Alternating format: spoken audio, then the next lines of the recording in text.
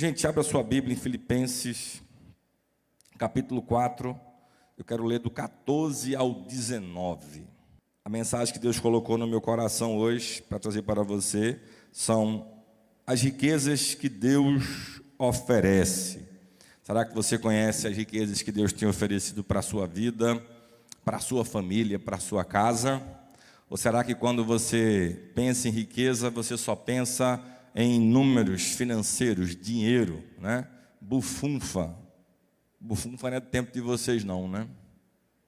Vocês são tudo já outro nível, né? Modernos. Diz assim a palavra do Senhor: todavia fizesses bem em tomar parte da minha aflição, e bem sabeis também, ó Filipenses, que no princípio do Evangelho, quando parti da Macedônia, nenhuma igreja comunicou comigo com respeito a dar e receber, senão vós somente, porque também uma e outra vez me mandaste o necessário a Tessalônica, não porque procure dádivas, mas procuro o fruto que cresça para a vossa conta. Mas bastante tenho recebido e tenho uma abundância. Cheio estou, depois que recebi de Epafrodito o que da vossa parte me foi enviado, como cheiro de suavidade, sacrifício agradável e aprazível a Deus. O meu Deus, porém, segundo as suas riquezas, suprirá todas as vossas necessidades em glória por Cristo Jesus. Eu queria que vocês repetissem comigo 19. Eu vou falar algumas palavras, né, que vão formar uma frase curta, vocês repetem e assim a gente vai até o final, amém? O meu Deus, porém, segundo as suas riquezas, suprirá todas as vossas necessidades em glória por Jesus Cristo. Amém, meus irmãos? Gente, no dia a dia a gente, por vezes, associa, quando se fala de riqueza, de prosperidade, apenas a dinheiro. E a gente esquece que nós estamos aqui hoje é porque Deus nos deu o privilégio de termos a riqueza de respirar o ar que nós respiramos, de termos um teto, né, uma guarida, de termos aí uma comida para comer, uma roupa para vestir. Existem hoje diversos estigmas, sei lá como é que eu posso chamar aqui, de que quando a gente vai estar na igreja, normalmente a gente não quer ouvir no que se refere a ofertar, a dizimar e etc. Isso é porque a gente não conseguiu entender até hoje, ou quem pensa dessa forma, melhor falando, não conseguiu entender até hoje, de que nós somos mordomos de tudo aquilo que Deus coloca em nossa mão. E que Deus ele vai conectar pessoas através do propósito de cada pessoa que existe aqui na terra. Eu gosto de um texto muito, eu cito ele em diversas mensagens minhas, que está lá em Provérbios, no capítulo 19, verso 21, que fala que muitos são os planos no coração do homem, mas o que prevalece é o propósito do Senhor sobre a minha vida e a sua vida. Que propósito é esse? Na terra, Deus usa sempre pessoas com propósitos específicos para poder levantar alguém, ajudar alguém, dar uma profissão a alguém, seja o que for, sempre serão pessoas que serão usadas para que algo possa acontecer. Se você deseja estudar medicina, por exemplo, você precisa seguir uma etapa de poder estudar, você faz a sua parte, faz um vestibular e você vai adquirir uma vaga para que você possa entrar numa universidade. E lá, pessoas conectadas por Deus a você vão fazer com que você adquira não só maturidade, mas conhecimento técnico para que você possa ser um médico. Quando você vai tratar no que se refere a negócio, Deus ele usa pessoas que têm dinheiro, pessoas que têm às vezes uma ideia e pessoas que têm os dois. E ele conecta essas pessoas para que algum negócio possa acontecer. Ou seja, tudo Deus usa pessoas aqui na terra, nos dando certos tipos de riqueza para que eu e você venhamos ser alguém ou venhamos a ter alguma coisa. Em relação a um breve contexto desse texto aqui, Paulo ele deixa muito claro o seguinte: eu estou muito bem abastecido do que se refere ao que eu preciso para viver. Mas eu preciso continuar ensinando a vocês no que se refere a dar e receber. Nos versos anteriores, no 13, a gente tem aquela frase muito conhecida por todos, onde Paulo ele fala o seguinte: posso todas as coisas naquele que me fortalece. Porque Paulo ele tinha certeza que, independentemente das circunstâncias que ele venha a passar no seu ministério, Deus iria sempre suprir as necessidades do que ele precisasse. É por isso que ele fala lá no 4,19, meu Deus, segundo as suas riquezas, suprirá todas as vossas necessidades em glória.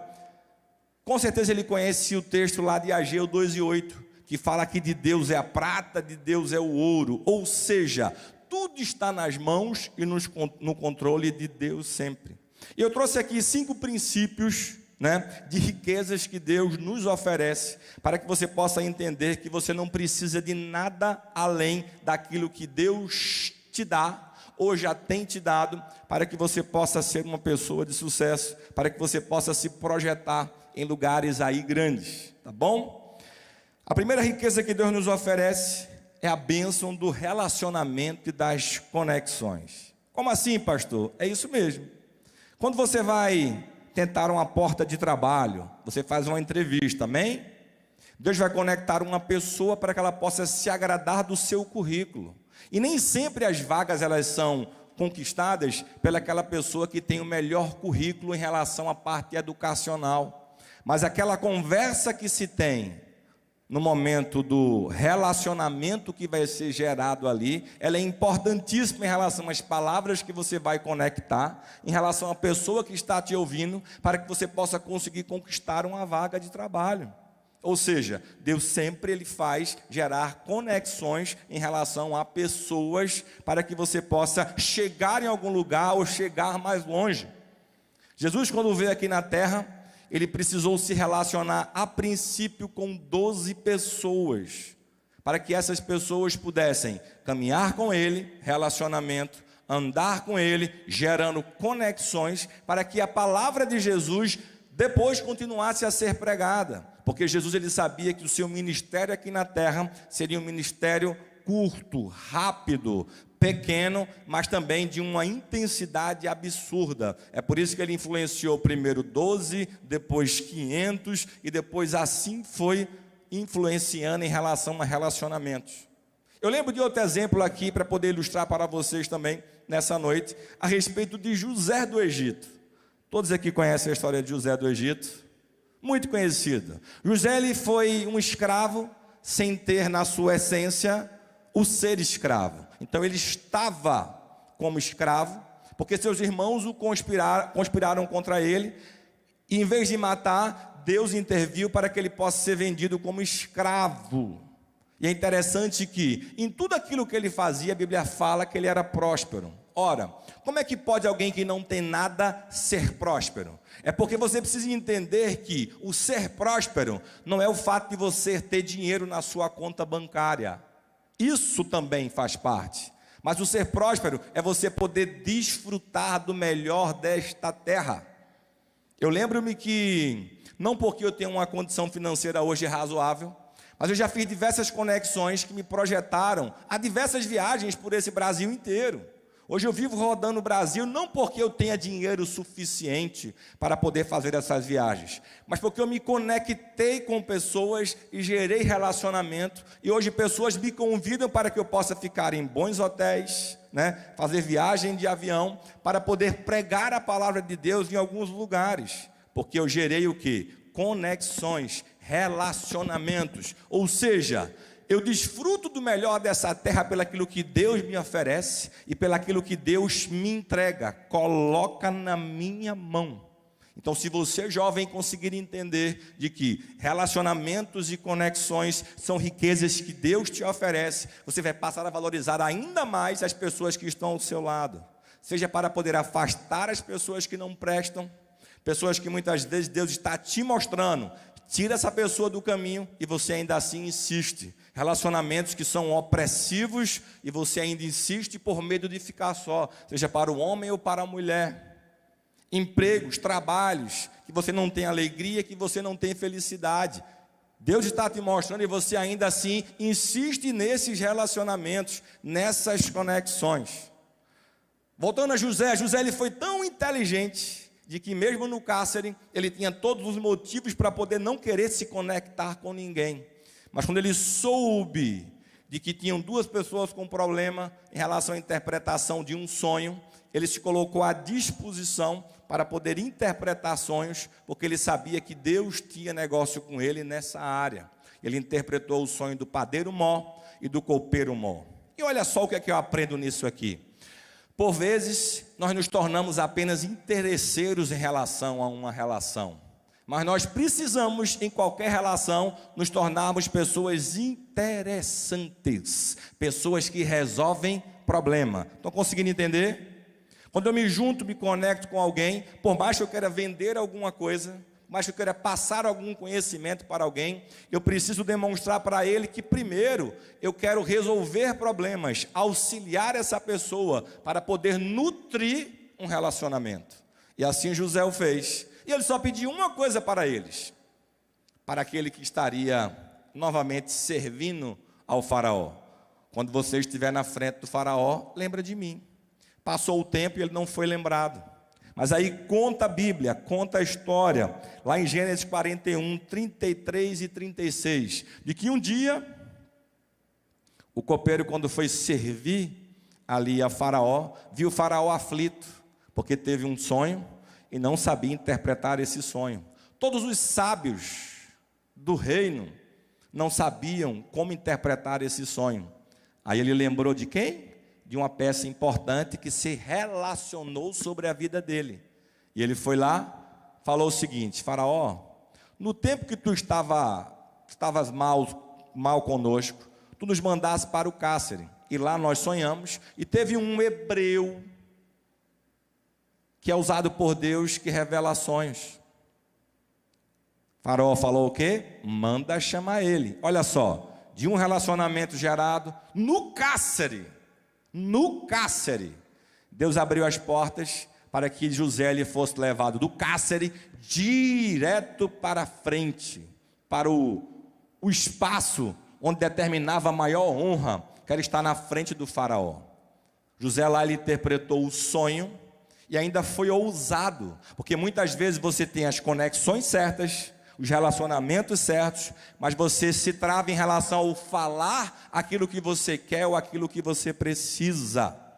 José interpretou o sonho de Faraó, e ao terminar o sonho, ele não teve medo de estar de frente para o Faraó, e ofereceu conselhos ao Faraó.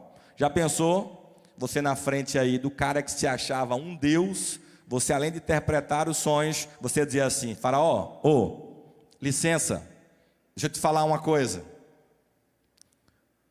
Por que você não levanta um sábio para que ele possa cuidar aí do que se refere aos 7 anos de fartura e poder administrar durante a escassez também essa abundância no que se refere a isso que serão gerados para os 7 anos onde haverá falta de tudo no reino? E ele fala o seguinte: quem dentre o reino tem tamanha sabedoria maior do que José? Ou seja, como você tem aproveitado as conexões que Deus tem gerado na sua vida e os relacionamentos. Você precisa entender de que relacionamentos geram conexões, e conexões muitas vezes lhe acrescentam coisas extraordinárias financeiras para a sua vida. E você precisa entender isso. Segundo ponto aqui, eu lembro da passagem lá onde Paulo negou andar com João Marcos. Existe uma passagem, que diante de uma peregrinação pesada lá de Paulo, João Marcos ele decide não mais seguir com a comitiva para poder pregar a palavra de Deus. E num dado momento, eu vou ler o texto aqui, Atos 15, 36 e 41, que diz o seguinte: E alguns dias depois disse Paulo a Barnabé: tornemos a visitar nossos irmãos por todas as cidades em que já anunciamos a palavra do Senhor, para ver como estão. E Barnabé aconselhava que tomassem consigo a João Marcos, chamado Marcos. Mas Paulo parecia razoável que não tomasse consigo aquele que desde a Panfilha se tinha apartado deles e não os acompanhou naquela obra. E tal contenda houve entre eles, que se apartaram um do outro. Barnabé, levando consigo a João Marcos, navegou para Chipre, e Paulo, tendo escolhido a Silas, partiu encomendado pelos irmãos a graça de Deus e passou pela Síria e Sicília, confirmando as igrejas. Cuidado, porque tem conexões que você às vezes deixa passar por desleixo e você perde a oportunidade de andar com pessoas de referência que podem transformar a sua vida. E eu trouxe esse exemplo aqui para nós entendermos que até nos momentos de relacionamento eu preciso ter uma sabedoria da parte de Deus para saber a hora de andar, com quem andar e o que fazer nessa andança desses relacionamentos que são gerados, dessas conexões que são gerados. É óbvio que lá na frente, em 2 Timóteo 4:11, né, Paulo ele volta a lembrar e pede para que Timóteo ele convide João Marcos para que possa voltar a andar com ele no ministério. Mas relacionamentos é que vão te projetar para lugares altos aqui na terra. Amém? Segundo ponto, segunda riqueza que Deus nos oferece, recursos financeiros.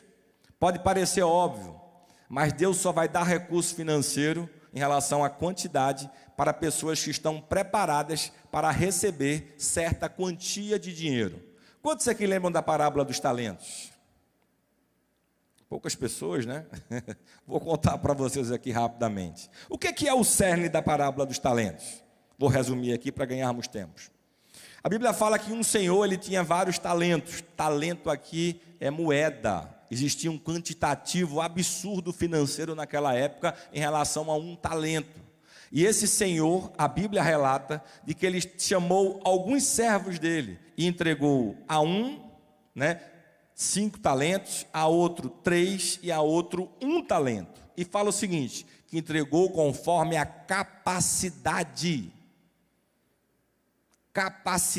de negociação, de uso daquele dinheiro.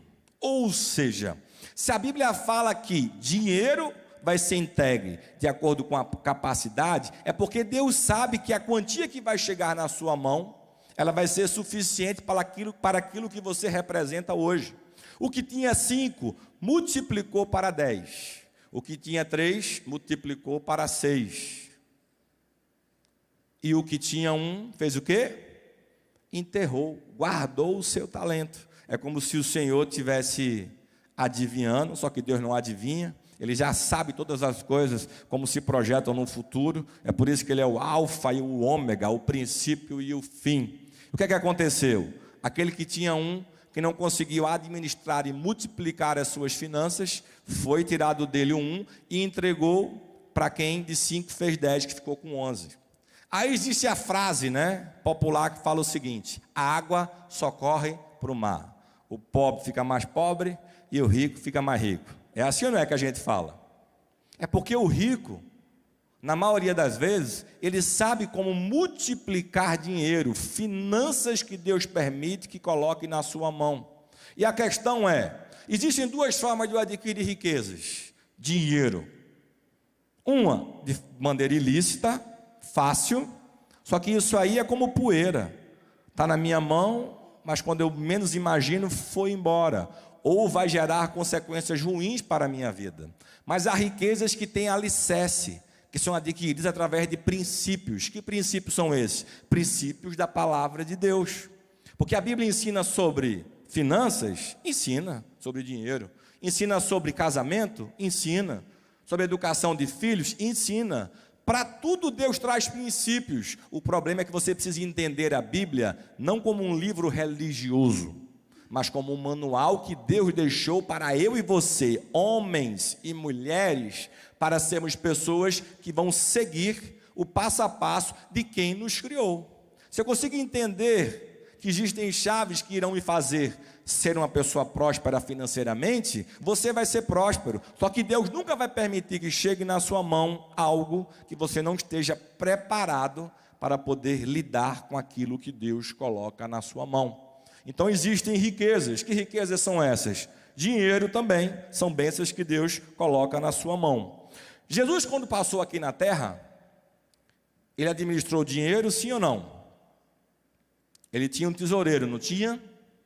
Esse tesoureiro, a Bíblia fala que ele tinha uma bolsa. Amém? E tem um texto lá de Lucas 8:3 que fala que Jesus, ele era sustentado, tá? através de mulheres ricas que serviam a Deus, ofertando na vida dele, serviam a Jesus, ofertando na vida dele, suas posses, suas propriedades, seus bens. Bens é maior ou menor do que dinheiro? Lembrando que naquela época não tinha Pix, DOC, TED, transferência bancária. Então, quando eu chegava com bens, eu entregava um título de propriedade daquele bem, para que a pessoa pudesse fazer o que quisesse com aquele bem. Olha só o que diz Lucas 8,3. E Joana, mulher de Cusá, procurador de Herodes, e Susana e muitas outras que o serviam com seus bens. Bens é maior do que dinheiro. Se Jesus ele tinha um tesoureiro, é porque Jesus sabia a hora de guardar o dinheiro e sabia a hora de poder utilizar essas finanças em prol da sua missão aqui na terra. O problema é que muitas vezes você isola textos da palavra de Deus e acha que eu não preciso guardar. Só que um dos segredos que a Bíblia fala no que se refere a você ter bênçãos financeiras é você saber multiplicar, é você trabalhar, é você saber guardar, porque você não sabe o dia do amanhã para a sua vida. E tantos outros ensinamentos que eu já falei aqui para vocês em diversos outros cultos. Então você precisa saber que os recursos financeiros que Deus coloca na sua mão são riquezas para que você possa administrar. E vai chegar numa intensidade na sua vida do quanto você estiver preparado para receber aí esses recursos, tá bom? Terceiro ponto aqui, terceira riqueza que Deus nos oferece, e essa é muito forte, é o tempo. Uma vez eu falei aqui que é possível sim nós comprarmos o tempo. Sabe como nós conseguimos comprar o tempo? Eu, por exemplo, Flávio, eu não pago contas. Eu não vou em lotérica pagar conta, eu não vou em banco pagar conta, porque eu tenho hoje um financeiro dentro do escritório que paga todas as minhas contas. Então, durante o tempo que ele está pagando as minhas contas, eu ganhei esse tempo, eu paguei esse tempo para alguém pagar as minhas contas, para que eu possa fazer outra coisa. Conseguiram entender? Ou seja, o tempo que você tem, ele precisa ser dominado e escolhido por você todos os dias, o que você vai fazer com esse tempo. Aí tem um texto lá, muito forte, lá em Atos 14, 19 e 22, onde Paulo ele tinha como missão de primazia na sua vida, pregar a palavra de Deus. E fala que aqui, Paulo, após pregar a palavra de Deus, ele foi apedrejado. Apedrejado. Olha o que diz o texto. Então alguns judeus chegaram de Antioquia e de Icônio e mudaram o ânimo das multidões. Olha só, apedrejaram Paulo e o arrastaram para fora da cidade, pensando que estivesse morto. Paulo foi dado como morto. Mas quando os discípulos se ajuntaram em volta de Paulo, ele se levantou e voltou à cidade. Ou seja, Paulo ele estava tão convicto de que ele não podia perder tempo, que mesmo depois de apedrejado, ele tirou a poeira da sua capa e voltou para poder evangelizar e pregar a palavra de Deus. Aí existe um mal, que eu falo que é o mal dessa geração, que é conhecido, onde muitas pessoas são conhecidas como a geração Nutella, né? Eu corto a pontinha do dedo, eu faço o maior teatro estardalhaço de que eu não posso fazer mais nada, porque a pontinha do meu dedo, ela agora está cortada, eu estou com o dodói. Ei, não temos tempo para poder perder tempo. Tempo é uma riqueza que Deus oferece para a sua vida. E se você souber administrar esse tempo, coisas grandes acontecerão na sua vida. Paulo tinha todos os motivos para poder se lamentar, criar lamúrias, pedir que uma comitiva pudesse o buscar, para poder olhar sua cabeça, seu ombro, seu braço, seus arranhões, não sei. Mas ele entendia de que ele não tinha tempo a perder e que vidas precisavam conhecer quem era esse Cristo, porque só ele era o caminho, a verdade e a vida que levava ao Pai. Davi ele fala o seguinte no Salmo 39, 4: mostra-me, Senhor, o fim da minha vida e o número dos meus dias, para que eu saiba quão frágil sou. Deste aos meus dias o comprimento de um palmo. A duração da minha vida é nada diante de ti. De fato, o homem não passa de um sopro. Sim, cada um vai e volta como a sombra, e não se agita amontoando riqueza, sem saber quem ficará com ela. Tiago 4,14 diz assim: vocês nem sabem o que acontecerá amanhã. Alguém aqui sabe? Você tem uma previsão. O que é a sua vida? Vocês são como a neblina, que aparece por um pouco de tempo e depois aí se dissipa. Jesus, ele tinha uma questão característica dele. Era um cara de muita fama por onde ele passava, por causa dos seus milagres e dos seus prodígios. Lá em Lucas 5 fala que ele era uma pessoa famosa. E fala o seguinte, que mesmo diante da sua fama, mesmo diante de tantas pessoas que queriam o rodear, para que pudessem ser curados, para poder ouvir uma palavra de Jesus, mas Jesus sempre, dava no pé de tempo em tempo, para poder ir para o deserto, para poder ter relacionamento com Deus, no que se refere à oração. Hoje a gente escuta o seguinte: pastor, não tenho tempo para orar, minha vida é tão corrida, porque eu estudo, porque eu trabalho, que eu não tenho tempo para orar. Deixa eu te falar uma coisa, assim como existe a bênção do relacionamento, como riqueza para você, também existe a bênção do relacionamento seu para com Deus. É por isso que a Bíblia fala o seguinte, lançando sobre ele toda a vossa ansiedade. Ansiedade são os problemas que você enfrenta. É você colocar diante dele o seguinte: pai, eu preciso vencer isso, eu preciso pagar aquela conta, eu preciso vencer aquela inveja, eu preciso aquela vaga no concurso, eu preciso conseguir obter minha vaga na universidade no curso tal. Você precisa orar para com Deus, e isso é escolha do seu tempo. Deus dá a todos nós 24 horas por dia, e você precisa entender e se organizar diante do seu tempo, para que você possa conquistar degraus maiores na sua vida, e tudo depende de como você administra o seu tempo. Eu conheço jovens que levantam todos os dias 11 horas ou meio-dia para poder iniciar a sua trajetória de vida, porque ele estuda na faculdade à noite, então ele tem que se alimentar, tem que se organizar, então ele levanta às 11 horas meio-dia. A gente conversa e fala: você está perdendo o seu tempo, você está perdendo sua vida. A vida, ela é bonita, ela é bela. Levanta cedo, se relaciona com pessoas. Eu conheço jovens que não saem de casa, trancados dentro de quarto, dia e noite, jogando videogame de forma online. Não conseguem gerar nada de positivo para a sua vida, porque não sabem administrar o seu tempo. E esquecem que tempo é uma escolha. Eu escolhi estar aqui hoje.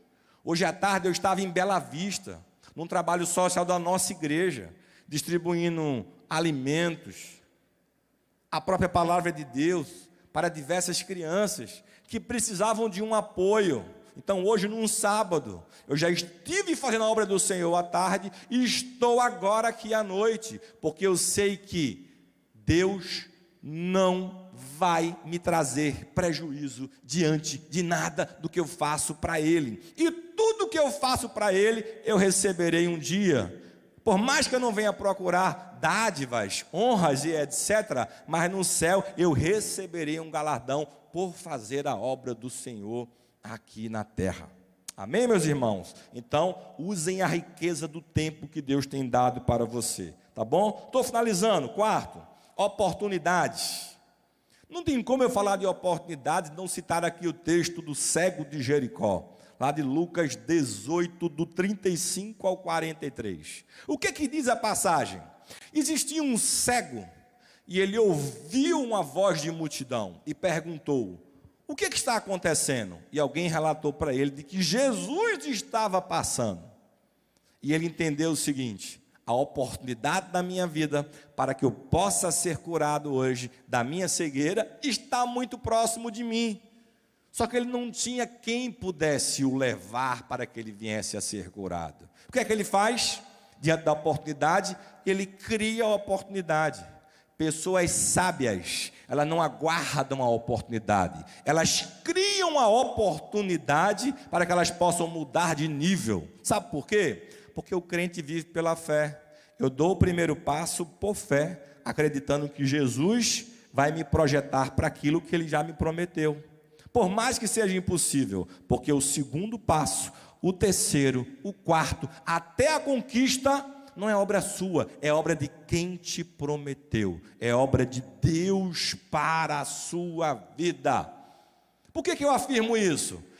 Se fosse apenas Deus falar para você a bênção, o povo quando foi liberto do cativeiro lá do Egito, a promessa para eles era o quê? Que eles iam para uma terra que mana leite e mel. Quantos entraram? Quantos entraram quando saíram do Egito? Apenas 2, porque todos os demais só faziam reclamar e murmurar. Por quê? Estava no deserto, porque só tinham maná para comer, porque faltava água, porque eles só conseguiam enxergar as adversidades. E ainda hoje nós somos assim. Porque o governo mudou, agora é o PT, então não vou abrir esse negócio. Porque agora está difícil, o mundo está em guerra, Israel e Hamas, né? Rússia, o mundo está em guerra. Aí para no tempo, não quer mais estudar, não quer mais trabalhar, não quer fazer nada, só que as oportunidades estão passando. E se não chegar a oportunidade para a sua vida, você precisa criar oportunidades, assim como o cego que eu citei para vocês aqui. E ele dizia assim, começou a gritar para os 4 cantos: Jesus, Jesus, filho de Davi, tem misericórdia de mim. Jesus, Jesus, filho de Davi, tem misericórdia de mim. Ele criou uma oportunidade para que ele pudesse ser curado. Jesus ouviu a sua voz. Jesus estava no lugar certo, na hora certa, para realizar milagres. E quem acreditou foi curado. Como é que está a sua fé? Por onde você tem andado? Você tem acreditado que Deus tem o melhor para a sua vida? Eu quero te encorajar nessa noite, de que você possa, por onde você andar, estar sempre pronto para você criar oportunidades que vão te fazer mudar de nível, e isso é para a sua vida, em nome de Jesus. Eu declaro que vocês alcançarão lugares altos, eu declaro que vocês ocuparão posições de honra, eu declaro que vocês conseguirão obter os empregos, trabalhos, negócios de excelência que vocês tanto sonham. Eu declaro que a paz que vocês buscam dentro da casa de vocês, ela vai acontecer em um nome de Jesus, e você vai ser o instrumento que vai gerar a oportunidade daquilo que você está buscando, porque Deus, Ele sempre tem o melhor, Ele sempre tem riquezas para a sua vida. Oh, glória a Deus e aleluia. E olha o que diz o texto: então Jesus, parando, mandou que lhe trouxessem. Aleluia. E chegando ele, perguntou-lhe, dizendo: que queres que te faça? E ele disse: Senhor, que eu veja. E Jesus lhe disse: vê. Olha só, a tua fé te salvou. A oportunidade que você criou te salvou. E logo viu e seguiu glorificando a Deus, e todo o povo, vendo isto, dava louvores a Deus. Glória a Deus. E por último, emoções blindadas. O mal do século hoje chama-se depressão. As pessoas não têm conseguido lidar com as emoções da vida. O mundo hoje, cada vez mais as coisas são mais rápidas. Eles querem pessoas de excelência, porque eles sabem o que é excelente pela internet. Às vezes nunca encontraram alguém com a excelência que eles buscam ao seu lado, mas já viram na internet. Tudo que se quer hoje é muito rápido. Eu compro uma roupa hoje da China, chega para mim com 3 dias, 4 dias. Eu compro coisas pela internet de São Paulo, no outro dia está disponível para a gente aqui em Goiânia. Só que eu não tenho emoções para poder lidar muitas vezes com os problemas da vida. Ou seja, emoções desestruturadas, elas nunca farão você chegar a lugar nenhum. Pastor, eu tenho uma empresa, só que eu não sei lidar com meus funcionários, porque para mim todo mundo é ladrão, ninguém presta, ninguém nunca é o suficiente que eu preciso. Emoções desestruturadas, porque ele não consegue entender de que situações precisam ser criadas para manutenção e crescimento daquilo que Deus te deu. Pastor, eu não consigo firmar em um relacionamento. Emoções desestruturadas. Aí eu falo que existe um responsável por essas emoções desestruturadas, que é a Marta. Alguém conhece Marta? Marta é um acrônimo. Eu já contei isso aqui em janeiro desse ano. E esse acrônimo, ele vai ter lá os cinco sentimentos que configuram de forma primária a minha alma. M de medo, A de alegria, R de raiva, T de tristeza e A de amor. Marta, acrônimo. Aí tem muitos coaches que hoje falam o seguinte, ó: tire o medo da sua vida. É assim ou não é? Vocês estão acordados? Só que o medo, ele vai te colocar numa posição de retaguarda para pensamento, se dá o próximo passo ou não. Se algo me faz ter medo, esse medo me faz pensar sobre ter uma sociedade com alguém, dar o próximo passo no relacionamento. É assim ou não é? Alegria. Tem pessoas que deixam de poder compartilhar as bênçãos que Deus entrega na mão dela com as pessoas que estão ao lado, com as pessoas que amam ela, ou com as pessoas que ajudaram ela a projetar esse crescimento que ela conseguiu conquistar. O mês passado, tivemos um mês atípico no escritório de muito sucesso, diversos contratos novos. Eu reuni a turma e falei assim: próxima semana, que é essa agora, vamos nos reunir na sexta-feira para agradecermos a Deus e comemorarmos os contratos novos que Deus abriu as portas no mês de setembro. Por quê? Eles, toda a equipe, faz parte daquela porta que Deus abriu. Se não fosse por eles, eu não estaria onde eu estou. Então, cada uma das pessoas que estão naquele escritório são pessoas importantes e eu preciso compartilhar com elas. Ou seja, emoções que me fazem entender que sozinho eu não chego a lugar nenhum. E eu vou finalizar aqui com um texto lá da viúva de 2 Reis, no capítulo 4, verso 2. Essa viúva, ela tinha dois problemas muito fortes emocional. Ela tinha perdido o seu marido, que representava o seu provedor, ou seja, ela tinha uma angústia dentro dela, mas essa angústia não fez ela parar. Segundo, ela tinha débitos, dívidas. Tem pessoas que não conseguem dever um big que parece que o mundo vai acabar. Eu vim de família muito simples. Meu pai e minha mãe, pessoas excelentes. Meu pai músico, minha mãe dona de casa. Me deram uma educação de ponta, mas eu nunca participei de riqueza, até porque riqueza é relativo. Tem pessoas que às vezes moram no morro, mas se consideram ricas, porque elas têm tudo que elas precisam. Porque para eu poder entender de que riqueza é parâmetro, eu preciso conhecer algo mais do que eu tenho. Mas eu sabia que eu tinha uma vida simples, mas uma educação com base nos caminhos do Senhor, sempre de muita excelência. E eu tive que trabalhar minhas emoções para poder entender que o que eu tinha da parte de meus pais era educação.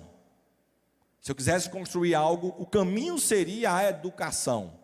Diversos amigos, colegas morreram assassinados, envolvidos por droga. Muitas vezes de noite no meu quarto dormindo, eu escutava pessoas, barulhos de tiro, e no outro dia a gente descobria que pessoas na nossa esquina tinham morrido e etc. Eu conto essas histórias assim, públicas. Minha mãe fica: para que contar isso? Para com isso. Eu falei: mãe, controle as suas emoções, você venceu esses problemas, agora estamos no outro nível, no outro patamar. Meus pais moram nos Estados Unidos. Meu pai recebeu um convite para poder tocar lá a parte da música, numa igreja, e está lá já há 10 anos. Eu falo: o senhor agora é internacional, então esquece o passado e conta o passado para que pessoas possam entender de que é possível sim mudar de vida, independentemente da família que eu nasci, do quantitativo financeiro que minha família tenha e etc. Porque nós servimos a um Deus do impossível. E eu sempre disse: eu não aceito viver endividado, eu não aceito viver sem escolher aquilo que eu quero vestir, comprar, comer, eu não aceito, porque a palavra de Deus diz de que eu sirvo a um Deus que Ele é o dono do ouro e da prata, e Ele tem tudo para poder nos dar e oferecer, basta que eu adquira maturidade suficiente para que riquezas, no plural, elas possam chegar na minha mão. Ei, riquezas também é para a sua vida, basta que você entenda os princípios que a Bíblia te oferece para que você possa ser uma pessoa próspera. E essa igreja, esses jovens, vocês que estão aqui, serão prósperos em nome de Jesus. Eu não vou falar aqui sobre todas as emoções, por causa do tempo, lá do acrônimo da Marta, mas você precisa entender que, se você consegue ter emoções controladas, é uma riqueza que Deus te oferece, porque são essas emoções que vão te fazer chegar a lugares altos. Quantos aqui estudam para o vestibular? Tem alguém? Todos já passaram essa fase? Tem uma aqui. Você sabe que se você não controlar as suas emoções em relação à quantidade de matéria e à concorrência, você desiste, correto? Estou certo ou errado? Quem já passou por isso, concorda também? Se não concordar, meu irmão, fala aí, tem problema não. Eu passo o microfone para você. Vaga de trabalho. É difícil você, às vezes, na primeira, ser contratado. É ou não é? Então você precisa ter uma gestão emocional para continuar acreditando de que, por mais que você seja qualificado ou não qualificado, Deus tem a vaga certa para você. Lembra que eu abri falando de Provérbios 19 e 21? Que muitos são os planos no coração do homem, mas o que prevalece é o propósito do Senhor. Se você nasceu, se você veio ao mundo, é porque Deus tem um propósito com a tua vida. Então existe uma vaga certa de trabalho para você, existe um relacionamento certo que Deus tem para você, homem e mulher, mulher e homem, não sei aonde, mas Deus tem. E Deus tem o tempo certo para que Ele possa te entregar tudo aquilo que Ele te prometeu. Amém, meus irmãos? Fica de pé, eu quero orar pela tua vida, eu quero te abençoar, e que você possa entender que Deus coloca riquezas na sua vida, riquezas diante de você, para que você possa ser uma pessoa próspera. Basta que você acredite, guarde e coloque em prática cada um desses princípios que eu coloquei diante de você hoje. São princípios bíblicos e eu fundamentei à luz da palavra de Deus cada um desses princípios.